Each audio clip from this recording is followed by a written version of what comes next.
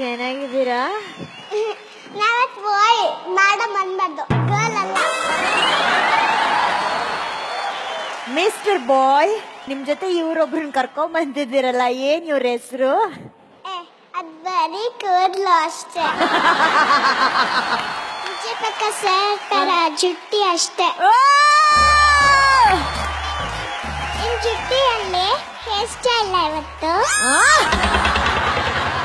Music 1 2 1 2 3 4 ಕಾಣದಂತೆ ಮಾಯವಾದನು ನಮ್ಮ ಶಿವ ಕೈಲಾಸ ಸೇರಿಕೊಂಡನು.